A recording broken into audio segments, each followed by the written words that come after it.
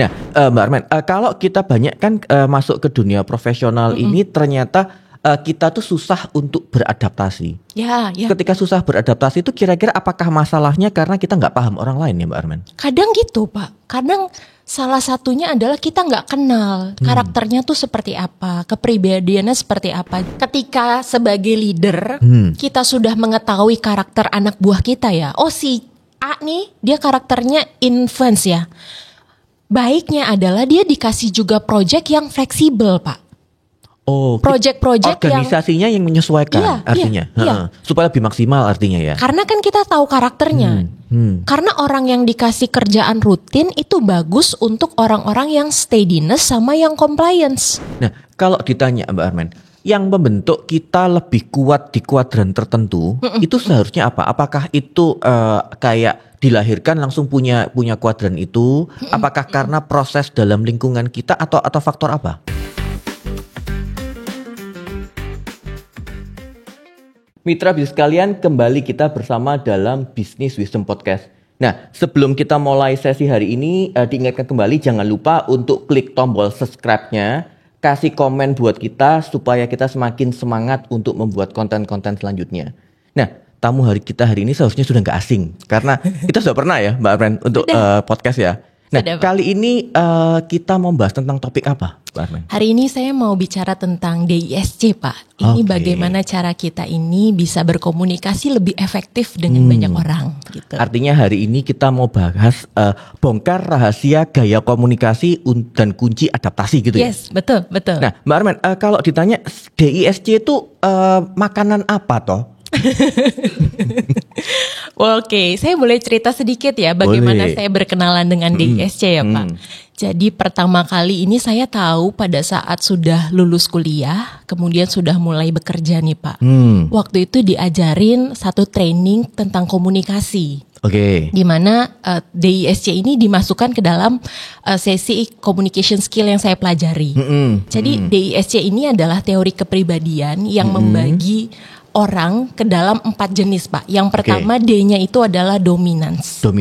I-nya adalah influence. S-nya adalah steadiness.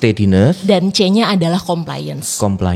Jadi dari situ kita jadi kenal. Kita itu dari DISC, kita yang mana sih? Nah, kemudian kita akan belajar pertama kenal diri kita dulu. Baru setelah itu kita mengenal orang lain. Artinya ini adalah 4 kunci wajib yang harus kita pahami ketika kita mau masuk ke dunia profesional gitu ya? Iya, betul Pak. Karena kan pada saat waktu itu saya di training, itu kan juga awal saya bekerja ya Pak ya. Dimana pasti komunikasi adalah salah satu kunci sukses kita bisa beradaptasi di dalam pekerjaan. Jadi ketika kita kenal atasan kita karakternya apa ya? Rekan sekerja kita karakternya apa ya? Atau saya karakternya apa ya? Nah dari situ ketika kita sudah kenal, kemudian kita mampu beradaptasi, akhirnya kayaknya komunikasinya jadi lancar. Kemudian gak ada konflik juga Pak. Gak ada konflik. Nah faktanya kan gini Mbak Arman, ternyata kan banyak orang ketika masuk ke dunia profesional, dia tuh merasa lelah dengan pekerjaannya. Merasa lelah karena merasa support dari lingkungannya itu tidak mendukung. Nah apakah dengan kita belajar dari sisinya DISC itu bisa lebih memahami, lebih bisa nyaman dalam bekerja? Oh tentu Pak. Jadi pastinya karena kita tahu karakter masing-masing orang, cara pendekatan kita ke teman-teman kerja kita juga pastinya akan lebih efektif. Nah, artinya kalau kita membahas lebih dalam lagi mengenai DISC ini, cara pembagian pola pikirnya DISC sendiri itu bagaimana, Mbak Arman? Saya jelaskan sedikit ya, Pak. DISC ini dibagi, Pak, antara orang yang task oriented dengan orang yang people oriented. Task oriented versus people oriented. Ya, betul. Terus bagaimana orang-orang ini tuh lebih terbuka, tapi juga ada yang cenderung tertutup. Nah, dari situ kita bagi. Kalau yang dominan itu fokusnya kepada task oriented, tapi juga sebenarnya dia cukup terbuka dengan orang lain. Tapi kalau ditanyakan berarti kan kita membagi menjadi 4 kuadran. Ya, betul. Artinya tidak ada kuadran satupun yang lebih baik kan? Betul, semua Pak. Kuadran punya keunggulannya. Semuanya baik. Terus gimana Mbak? Nah, kalau tadi yang dominan kan yang task oriented sama orang yang cukup terbuka dengan orang lain ya. Nah, tapi kalau yang influence, dia tuh senangnya dengan people. Oke. Dan juga sangat terbuka kepada banyak orang. Sedangkan kalau yang S itu sebenarnya juga people oriented, hanya saja dia kadang cenderung tertutup. Oke. Sedangkan kalau yang compliance yang satunya lagi itu juga task oriented dan dia juga nggak terlalu mau banyak bergaul sama orang lain. Seperti itu, Pak. Kalau dengan kondisi seperti ini, kalau dihubungkan dengan istilah introvert, extrovert, ada hubungannya nggak Mbak Armen? Kadang bisa ya Pak ya, karena orang-orang yang cenderung extrovert itu adalah yang dominan dan influence. Yang introvert, yang kayak perlu diketok dulu baru ngomong tuh ya Pak, itu yang steadiness dan compliance. Oke, menarik. Nah, Mbak Armen, kalau kita banyak kan masuk ke dunia profesional ini ternyata kita tuh susah untuk beradaptasi. Ya. Ketika susah beradaptasi itu kira-kira apakah masalahnya karena kita nggak paham orang lain ya Mbak Armen? Kadang gitu Pak, kadang salah satunya adalah kita nggak kenal karakternya tuh seperti apa, kepribadiannya seperti apa. Jadi cara yang kita bawa itu biasanya ya caranya saya. Oke. Jadi kalau saya misalnya orang yang dominan, ya saya memperlakukan orang lain itu juga dengan cara dominannya saya. Kayak misalnya saya nyuruh, tapi nyuruhnya nggak cukup nice, agak ngebentak, agak tegas. Orang dengan karakter yang beda itu akan takut.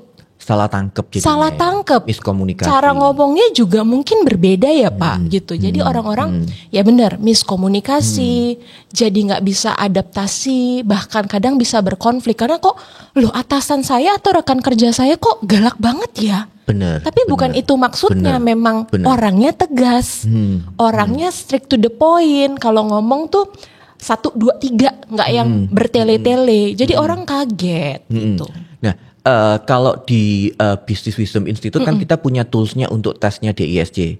Tapi kalau orang masih belum punya kesempatan untuk tes, bisa nggak Mbak Armen? Maksudnya kita ketika ngelihat, saya ngelihat Mbak Armen ini, langsung saya bisa, Mbak Armen tuh tipenya ini. Berarti saya harus memperlakukan Mbak Armen seperti, bisa nggak Mbak Armen? Bisa Pak. Contohnya gimana? Misalnya dari gaya pakaiannya. Dari gaya pakaian aja bisa kelihatan. Dari bahasa tubuhnya, dari cara bicaranya. Ini menarik. Contoh dulu Mbak Armen, dari gaya berpakaian dulu. Oke. Orang-orang yang dominan itu cenderung kalau pakai pakaian tuh yang konservatif, rapi, karena dia mau dilihat kayak berwibawa Pak. Kalau orang dengan influence biasanya suka warna-warna yang ngejreng. Oke. Kalau misalnya cewek mungkin berani pakai corak bunga-bunga, garis-garis gitu ya, yang sehingga dia tuh bisa terlihat kalau ada dia di situ. Oke. Kalau orang yang steadiness biasanya yang kalem, yang nyaman buat dia. Bahkan kadang kalau pakai baju dari tahun ini, tahun depan, 3 tahun lagi, ya mungkin bajunya masih sama ya Pak. Karena yang disukai adalah kenyamanan. Oke. Dan kalau orang compliance itu jenis bajunya agak mirip sama orang yang dominan, konservatif. Dan warna-warna yang dipilih tuh pastel, warna-warna gelap yang nggak terlalu mau terlihat menonjol. Gitu. Oke, nah mitra bisnis kalian silakan dikasih di kolom komen. Kira-kira kalau kita, Mbak Armen dan saya, itu kira-kira tipenya kita apa gitu ya? Dari cara berpakaian, boleh ya? Boleh. Nanti yang benar kita kontak gitu ya. Nah, Mbak Armen, itu nanti dari cara berpakaian. Kalau dari cara apa? Kemudian apa lagi? Bahasa tubuh Pak. Bahasa tubuh. Cara misalnya ya, baru ketemu nih ya, cara salamannya itu juga beda. Orang yang dominan tuh biasanya gitu loh.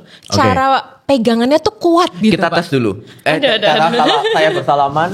Gini Pak, biasanya gini. Oke, berarti terus caranya gimana? Pegangannya tuh kuat Pak. Jadi beda dengan orang-orang yang lain. Itu yang dominan? Yang dominan. Oke. Terus kalau yang influence itu biasanya sudah salaman pegangannya lama. Terus biasanya goyang-goyang. Terus bisa pegang yang lain. Terus diajak ngobrol gitu ya? Ngobrol tapi sambil tetap pegangan. Menarik ini. Bahkan biasanya yang perempuan itu pakai cipika-cipiki Pak. Karena suka gitu loh. Itu cipika-cipiki itu bukan gaya-gayanya ibu-ibu pejabat gitu ya semua. Kadang kan ibu-ibu pejabat karena kan influence. Gitu ya, influence. Oke. Menarik. Terus lanjut. Kalau yang steadiness, dia tuh lemes Pak. Jadi dan biasanya lemes tuh kayak nggak punya tenaga. Jadi perlu kayak diajak salaman dulu. Bahkan kadang salamannya tuh hanya di depan tempelkan dulu, doang, tempel doang. Kayak gini. Kalau yang dominan kan beneran gitu ya, menunjukkan kekuasaan. Tapi yang kalau steadiness, kalau bapak nggak ajak salaman dulu, dia juga malu-malu Pak. Jadi kemungkinan Oke. dia tidak akan pernah untuk mengajak salaman dulu. Gitu. Tapi bisa nggak Mbak Armas, secara karakteristik kuadrannya di steadiness, tapi karena tuntutan pekerjaan, tuntutan profesionalitas membuat dia menjadi dalam tanda kutip menjadi dominan, ke arah dominan. Bisa. Nah itu dia yang makanya kita pelajari semuanya. Sehingga kalau ketemu sama orang dominance, misalnya saya tadi steadiness ya, yang lemes, yang nggak antusias orangnya, ya saya berusaha adaptasi Pak. Jadi kuncinya adalah adaptasi untuk bisa menyesuaikan gaya komunikasi, gaya karakternya dari orang dominan. Oke, Gitu. menarik. Satu lagi, kurang satu. Yang tadi Compliance. compliance. Itu juga cenderung kaku Pak. Jadi dia nggak terlalu suka jabat tangan sebenarnya, yang kayak lebih kaku, lebih lemah gitu Pak. Dan kalau orang compliance ini kalau bicara pun itu cukup hati-hati. Ini saya tambahkan dengan bicaranya ya Pak. Beda kalau orang yang dominan tuh tegas, berani, Ceplas-ceplos. ya ceplas-ceplos, berani memulai pembicaraan. Kalau yang influence itu kayak bahkan kalau udah ngomong direm tuh susah karena dia yang menguasai pembicaraan. Oke. Nah, terus kalau yang steadiness. Steadiness tuh intonasinya cenderung lama, hati-hati juga. Kalau nggak diajak ngobrol ya dia nggak antusias untuk bicara gitu Pak. Nah, kalau ditanya Mbak Armen, yang membentuk kita lebih kuat di kuadran tertentu, itu seharusnya apa? Apakah itu kayak dilahirkan langsung punya kuadran itu? Apakah karena proses dalam lingkungan kita atau faktor apa? Biasanya yang saya tahu ya Pak, memang dari awalnya dari kecil seperti itu. Tapi tetap ketika berjalannya waktu kadang bisa cenderung berbeda ya. Tapi biasanya kecenderungan orang itu ada dua yang dominan dari karakter DISC ini. Dan karakter ini tuh bisa semakin kelihatan itu kalau orang itu dikasih konflik atau masalah. Malah kelihatan dominannya dia ketika karena dia kan harus berusaha untuk bertahan, survive. Iya, benar. Nah, tapi menariknya berarti gini Mbak Armen, berarti kuadran ini bisa bergeser. Bisa. Oh iya, karena artinya ketika kita menghadapi permasalahan yang semakin kompleks, kita akan semakin dituntut sesuai dengan kebutuhan dengan masalahnya kita hadapin ya.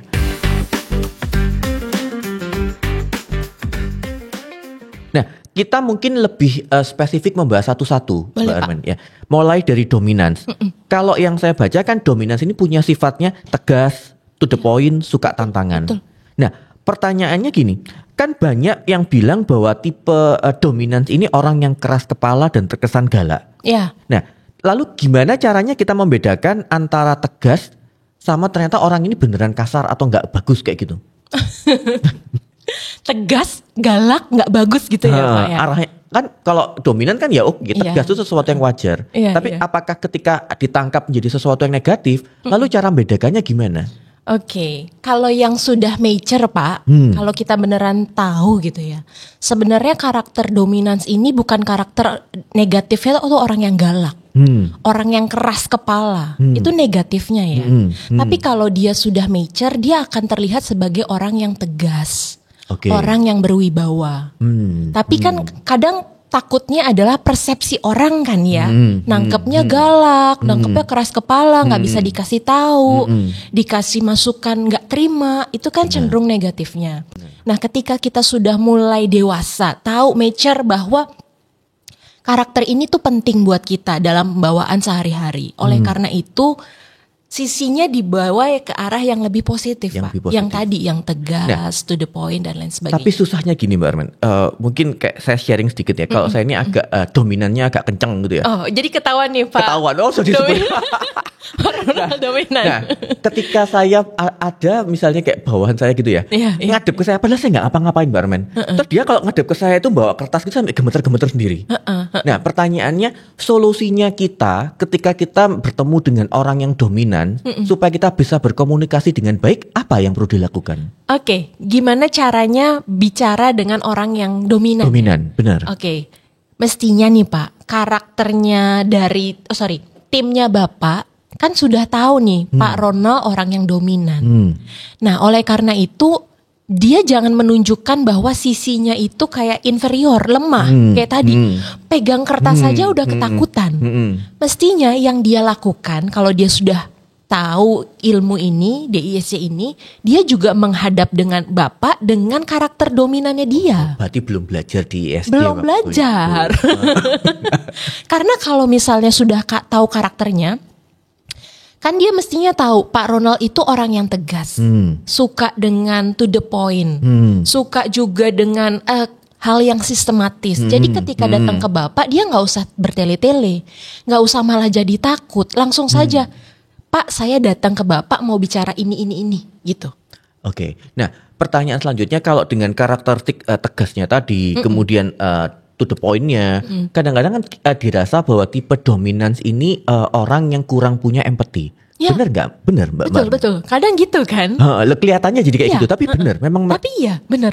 Nah, terus solusinya apa? Nah, karena kelihatan kurang empati ya Pak ya, kita nih yang kalau punya karakter dominan, paling tidak tuh bisa menempatkan diri kita kepada rekan-rekan kita Pak. Oke. Jadi caranya adalah belajar nih, karena kita sudah mulai dewasa, tahu kalau karakter kita memang dominan. Ke orang lain itu juga jangan selalu menunjukkan sisi dominannya kita. Benar. Empati, contohnya kepada yang influence ya Pak. Ya, orang influence kan sukanya basa-basi, ngobrol dulu. Ya jangan langsung dipotong, disaklek. Udah, gak usah ngomong yang macam-macam, langsung to the point aja. Itu kan berarti gak berempati dengan orang yang influence ya Pak. Atau ketemu sama yang steadiness, langsung ditunjuk, langsung diperintah. Kan dia bahasa tubuhnya kuat ya. Jadi orang kan jadi ngerasa semakin ciut, semakin takut. Tapi itu butuh jam terbang ya. Iya betul. Artinya yang walaupun dia karakternya dominans, dia juga bisa memahami mestinya dengan karakter-karakter yang lain. Karena kan tujuannya adaptasi, tidak berkonflik, komunikasinya lancar. Itu Pak. Ini kayak saya konsultasi pribadi jadinya. Nah ini Mbak Armen, kalau Business Wisdom Institute kan kebetulan juga merupakan menjalankan Gallup Clifton Strength. Nah kalau dihubungkan dengan Gallup sendiri gimana Mbak Armen? Kalau DISC itu ibarat kalau saya belajar dari Pak Tanadi Santoso ya Pak. DISC itu seperti rumah. Rumah itu kan ada bagian-bagiannya ya. Misalnya ada kamar, dapur, teras dan lain sebagainya. DISC itu bagian besarnya. Jadi rumahnya itu kamarnya, dapurnya. Kalau Gallup Clifton Strengths, misalnya kamar nih ya, itu di dalam kamar ada bagian-bagian kecilnya. Misalnya di dalam kamar ada tempat tidur, ada tempat belajar, terus ada kasur dan lain sebagainya. Nah, ketika kita belajar dominance, influence, steadiness, dan compliance, itu adalah bagian besarnya, atasnya Pak. Tapi ketika kita belajar Gallup, kita tuh benar-benar tahu detail dalamnya. Semakin memperkuat. Yes, betul. Contoh misalnya, kalau di Gallup kan kita bagi ke executing, influencing, relationship, sama strategic thinking. Nih contoh di influence Pak. Saya boleh ngaku gak saya sebenarnya juga karakternya apa ya? Boleh dong. Kedua saya terbesar selain dominan, saya punya influence Pak. Nah, influence-nya saya kalau di dalam Gallup Clifton Strength, saya nih kuat di bagian communication. Kemudian influence-nya saya ada di maximizer. Influence-nya saya di situ ada juga competition-nya Pak. Jadi benar-benar tahu saya menginfluence orang dengan cara ya saya bisa komunikasi. Saya bisa mempengaruhi orang dengan cara kerja itu maksimal, nggak bisa rata-rata. Kemudian senang berkompetisi, bersaing misalnya gitu. Benar.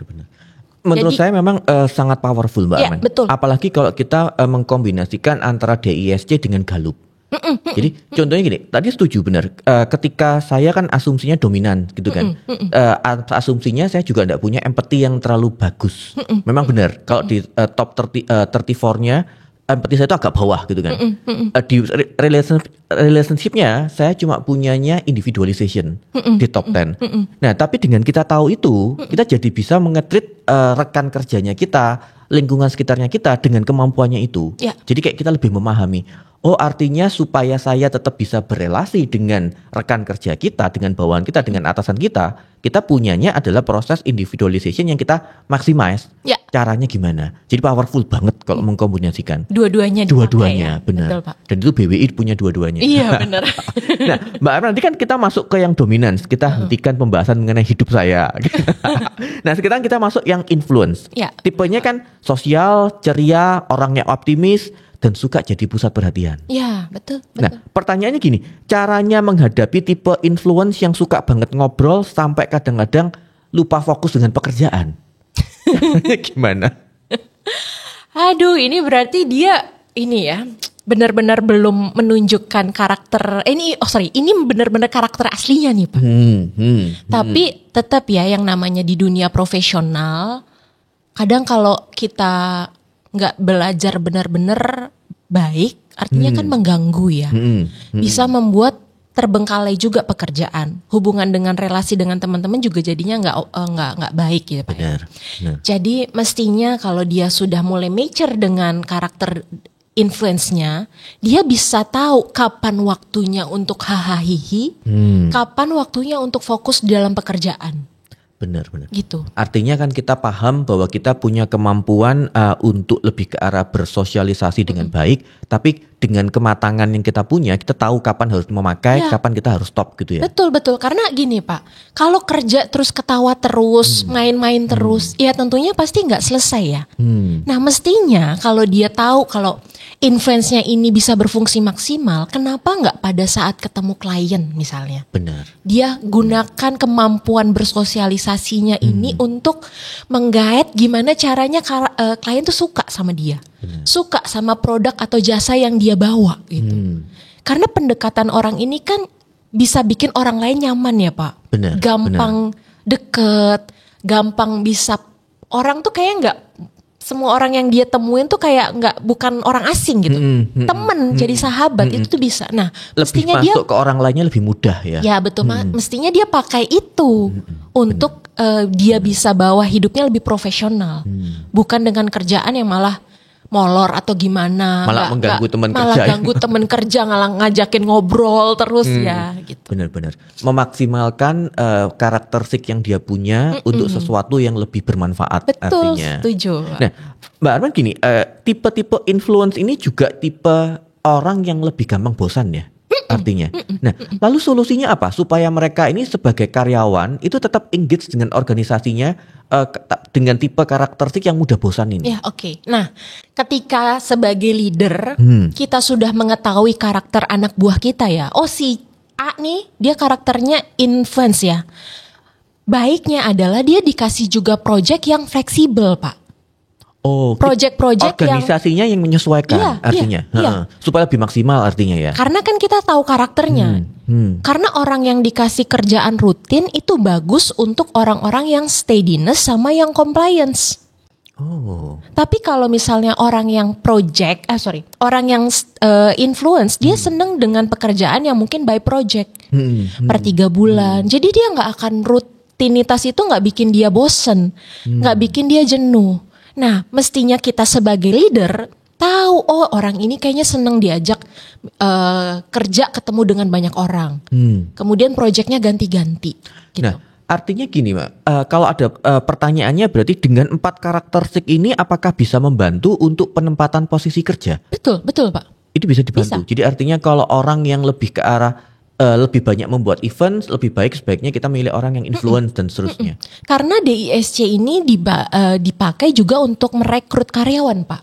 Oh, oke. Hampir di banyak perusahaan, ini salah satu tes yang sangat umum dipakai pada saat penempatan seseorang. Ya memang sebenarnya semua orang punya keempat karakter ini. Tapi mana yang lebih dominan? Kebayang ya, Pak, kalau misalnya orang dengan karakter yang tadi influence tapi dapat pekerjaan misalnya di dunia administrasi, dia pasti akan jenuh ya, Pak. Jenuh dan tingkat stresnya lebih cepat muncul. Padahal dia pengennya ngobrol. Sedangkan kalau administrasi kan perlu ketelitian, perlu kesabaran. Ada yang mungkin misuh-misuh ya, nih datanya hilang semua, salah semua inputnya.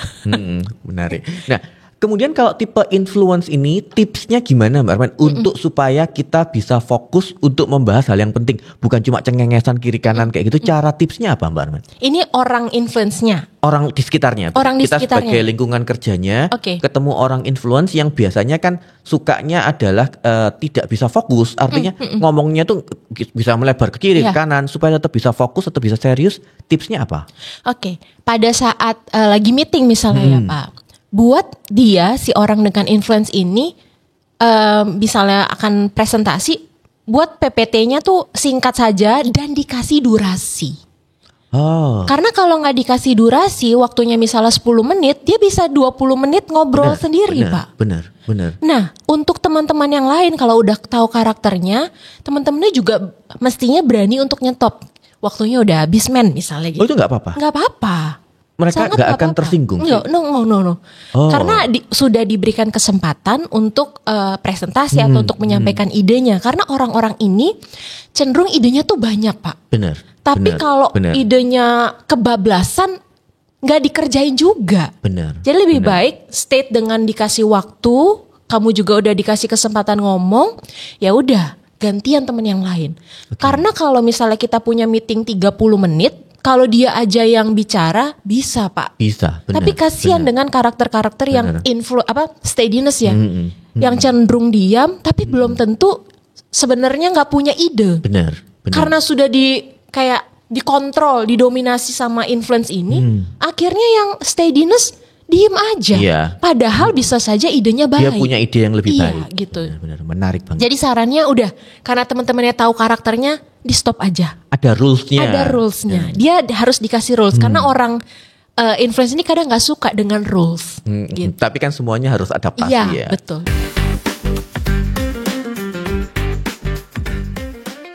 Kita masuk ke yang ketiga ya Mbak Armen. Boleh Pak. Tentang steadiness. Tipenya berarti orang yang setia, sabar, suportif dan stabil.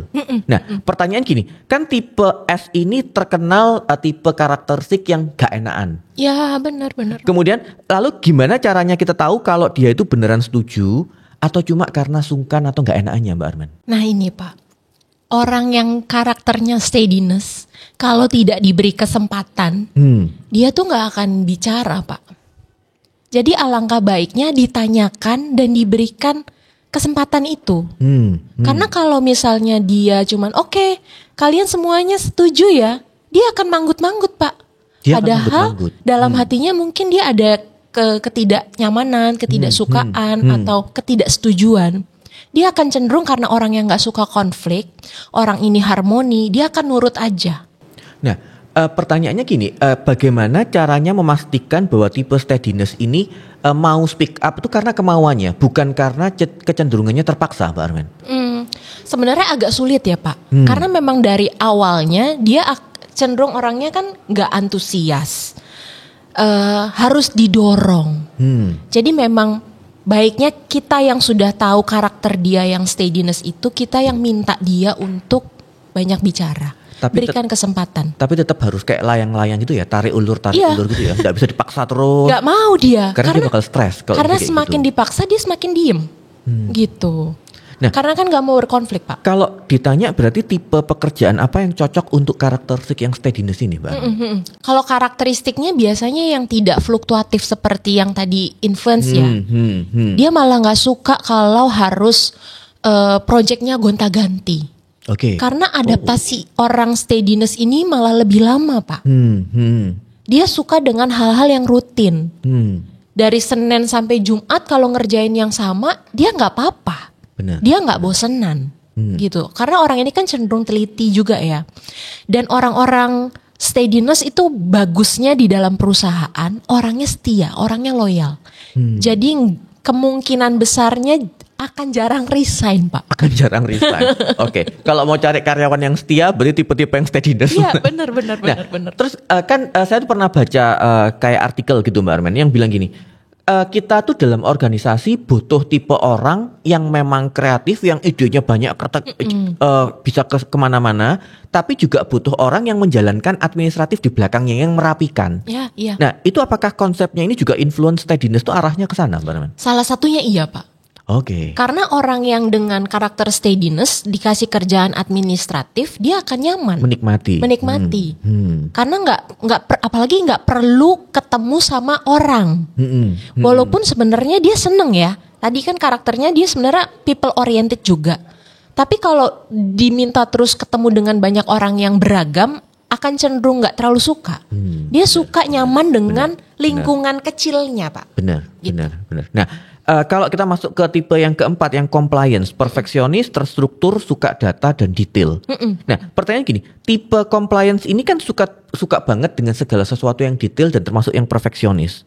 Nah, kan agak susah toh Mbak Arman kerja dengan tipe orang yang perfeksionis. Nah, tips caranya terus gimana?